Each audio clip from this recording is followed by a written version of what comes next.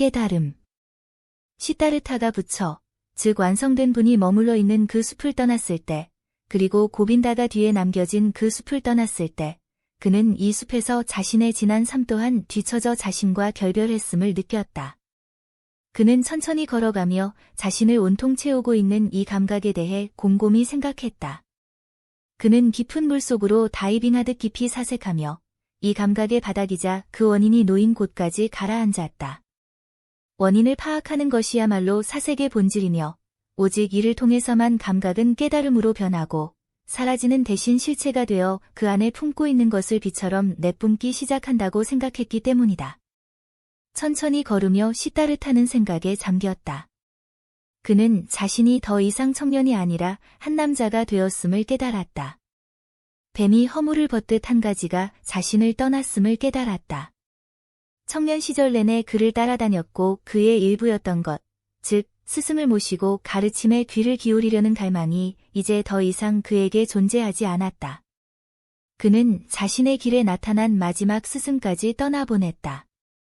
가장 높고 지혜로운 스승, 가장 거룩한 분인 부처조차 떠났고 그와 결별해야 했으며 그의 가르침조차 받아들일 수 없었다. 그는 생각에 잠겨 발걸음을 늦추며 스스로에게 물었다. 가르침과 스승들에게서 배우려 했으나 많은 것을 가르쳐준 그들조차 끝내 내게 가르쳐주지 못한 그것은 도대체 무엇인가? 그리고 그는 답을 찾았다. 그것은 바로 자아였다. 나는 그 자아의 의미와 본질을 배우려 했다. 내가 벗어나려 했던 것, 내가 극복하려 했던 것이 바로 자아였다. 하지만 나는 그것을 극복할 수 없었고 그저 속이거나 도망치거나 숨을 수 있었을 뿐이다. 진정 이 세상의 그 어떤 것도 나의 이 자아만큼, 즉 내가 살아있다는 신비, 다른 모든 이들과 구별되어 고립된 단 하나의 존재인 나, 바로 시타르타라는 이 신비만큼 내 생각을 사로잡은 것은 없었다. 그런데 이 세상에서 내가 나 자신에 대해, 시타르타에 대해 아는 것보다 더 적게 아는 것은 아무것도 없구나.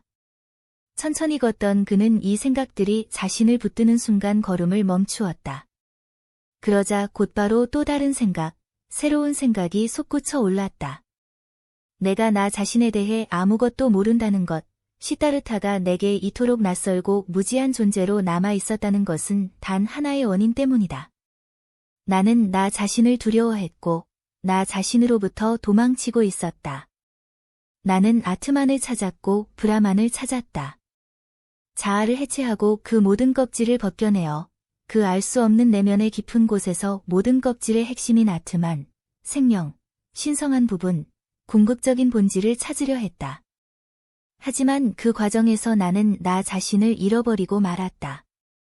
시타르타는 눈을 뜨고 주위를 둘러보았다. 얼굴에는 미소가 번졌고 긴 꿈에서 깨어난 듯한 기분이 머리끝에서 발끝까지 흘러넘쳤다. 이윽고 그는 다시 걷기 시작했다. 자신이 무엇을 해야 할지 아는 사람처럼 빠른 걸음이었다. 그는 깊은 숨을 들이쉬며 생각했다. 이제 다시는 시타르타를 내게서 도망치게 두지 않으리라.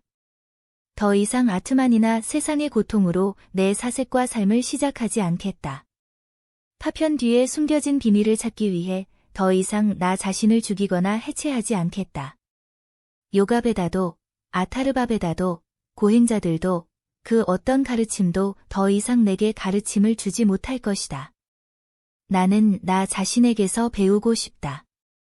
나 자신의 학생이 되어 나 자신을, 시타르타라는 이 신비를 알아가고 싶다. 그는 마치 세상을 처음 보는 것처럼 주위를 둘러보았다. 세상은 아름다웠고, 세상은 다채로웠으며, 세상은 낯설고도 신비로웠다. 여기에는 푸른색이, 저기에는 노란색이, 그리고 초록색이 있었다. 하늘과 강물이 흐르고 숲과 산은 우뚝 솟아 있었다. 그 모든 것이 아름다웠고 신비롭고 마법 같았다. 그리고 그 한복판에 깨어난 자, 자기 자신으로 향하는 길 위에 선 시타르타가 있었다. 이 모든 것, 이 모든 노란색과 파란색, 강물과 숲이 처음으로 시타르타의 눈을 통해 들어왔다. 그것은 더 이상 말어, 의 유혹도, 마야, 마이어의 베일도 아니었다. 다양성을 경멸하고 통일성만을 찾는 깊은 사색에 잠긴 브라만들이 멸시하던 단순한 현상들의 무의미하고 우연한 나열도 아니었다. 파란 것은 파란 것이었고 강물은 강물이었다.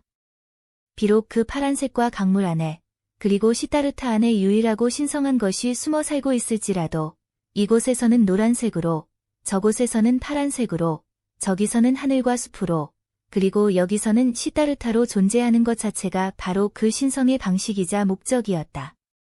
사물의 목적과 본질적 특성은 사물 너머 어딘가에 있는 것이 아니라 사물들 안에, 모든 것 안에 있었다. 내가 얼마나 귀먹고 어리석었던가, 그는 빠르게 걸으며 생각했다. 누군가 글을 읽으며 그 의미를 찾으려 할 때 기호와 글자를 기만이라거나 우연이라거나 가치 없는 껍데기라며 경멸하지 않는다. 오히려 그것들을 읽고 공부하며 글자 하나하나를 사랑한다. 그런데 세상이라는 책과 나 자신의 존재라는 책을 읽으려 했던 나는 읽기도 전에 미리 짐작한 의미를 위해 기호와 글자들을 경멸했다. 눈에 보이는 세상을 기만이라 불렀고 나의 눈과 혀를 실체 없는 우연하고 가치 없는 형상이라 불렀다. 아니, 이제 그런 시대는 끝났다. 나는 깨어났다. 진정으로 깨어났으며 바로 오늘에야 비로소 태어난 것이다. 이러한 생각에 잠겨갔던 시타르타는 마치 길 위에 뱀 한 마리가 누워있기라도 한 듯 갑자기 다시 한번 발걸음을 멈추었다. 문득 이 사실을 깨달았기 때문이다. 이제 막 잠에서 깨어난 사람 같기도 하고가 태어난 아기 같기도 한 그는 자신의 삶을 완전히 새로 시작해야 하며 아주 처음부터 다시 시작해야 한다는 것을 말이다. 오늘 아침 존귀 한 분의 숲인 제타바나를 떠날 때만 해도 이미 깨어남을 느끼고 자기 자신을 향한 길 위에 있었음에도 그는 수년간의 고행을 마쳤으니 고향과 아버지에게로 돌아가는 것을 당연하고 자연스러운 일로 여겼다. 하지만 길 위에 뱀이 나타난 듯 멈춰 선 바로 이 순간 그는 이러한 깨달음에도 눈을 떴다. 나는 더 이상 예전의 내가 아니구나. 나는 이제 고행자도 아니고 승려도 아니며 브라만도 아니다. 그렇다면 집으로 아버지의 댁으로 가서 대체 무엇을 하겠는가? 공부를 하겠는가? 재물을 바치겠는가? 명상을 수행하겠는가? 하지만 그 모든 것은 끝났다. 그 모든 것은 이제 내 길 위에 있지 않다. 시타르타는 미동도 없이 그 자리에 서 있었다. 찰나의 순간, 숨을 들이쉬는 그 짧은 시간 동안 그의 심장은 차갑게 식어버렸고 마치 작고 어린 짐승이나 새 혹은 토끼가 자신이 얼마나 혼자인지를 깨달았을 때처럼 가슴속에 서늘한 한기를 느꼈다. 여러 해 동안 그는 집 없이 떠돌았지만 아무것도 느끼지 못했었다. 하지만 이제야 그것을 느낀 것이다. 지금까지는 아무리 깊은 명상 속에 있을지라도 그는 아버지의 아들이었고 브라만이었으며 높은 계급의 성직자였다. 그러나 이제 그는 깨어난 자인 시타르타, 그뿐이었으며 그 외에는 아무것도 남지 않았다. 그는 깊게 숨을 들이마셨고 잠시 동안 추위에 떨듯 몸을 떨었다. 그 누구도 그만큼 외롭지는 않았다. 귀족이라면 귀족들에게 속해 있고 노동자라면 노동자들에게 속해 그들 사이에서 안식처를 찾고 삶을 공유하며 그들의 언어를 말한다. 브라만이라면 브라만으로 인정받으며 그들과 함께 살고 고행자라 할지라도 사마나라는 계급 안에서 안식을 찾는다. 심지어 숲속의 가장 외로운 은둔자조차 결코 혼자만은 아니다. 그에게도 자신이 속한 장소가 있고 자신이 안주할 수 있는 계급이 있다. 고빈다는 승려가 되었고 수천 명의 승려가 그의 형제가 되었으며 그와 같은 옷을 입고 같은 믿음을 공유하며 같은 언어를 말한다. 하지만 시타르타는 어디에 속해 있는가? 누구와 삶을 나눌 것인가? 누구의 언어를 말할 것인가? 주변의 모든 세상이 녹아 없어지고 밤하늘의 별처럼 홀로 우뚝 선 이 순간, 이 차가운 절망의 순간으로부터 시타르타는 이전보다 훨씬 더 명확한 자아로서 더욱 단단하게 응집된 존재로 솟아올랐다. 그는 느꼈다. 이것이 깨어남의 마지막 전율이었으며 이 탄생의 마지막 산통이었음을. 그리고 머지않아 그는 다시 긴 보폭으로 걷기 시작했다. 더 이상 고향을 향하지 않고 아버지를 향하지도 않으며 뒤를 돌아보지도 않은 채 빠르고 성급하게 앞으로 나아가기 시작했다.